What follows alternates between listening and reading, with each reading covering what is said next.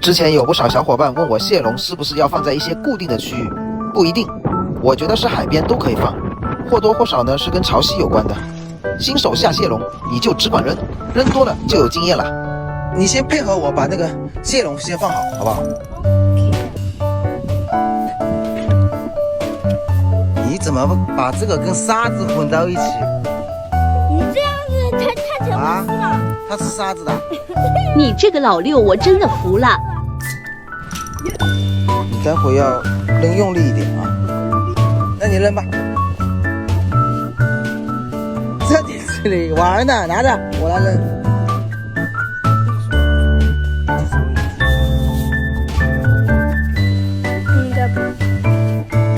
这个可以，第3个蟹笼也下好了啊！现在我们去捡一线螺来打发一下时间。这里有几个？哎，这里呢？哇，有辣螺，辣螺也有。这个了，这里是辣螺，这里有，挺多的啊。这里有，捡大的吧，小的不要捡。这里还有个辣螺，我们辣螺也要啊。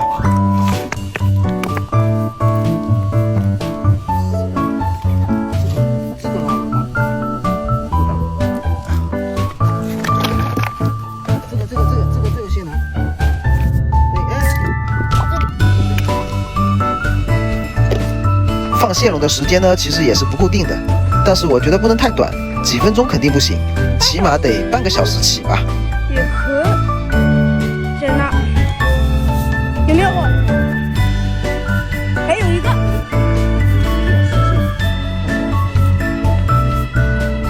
在这里。小螃蟹。哇，这只蛮大的。两只，哎呀，快，近距离拍一下，拍到了没有？嗯。OK。有。夹得好紧啊！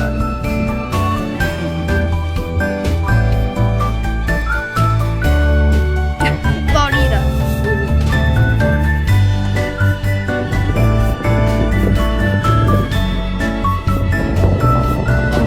皮箱，你想要皮皮箱了？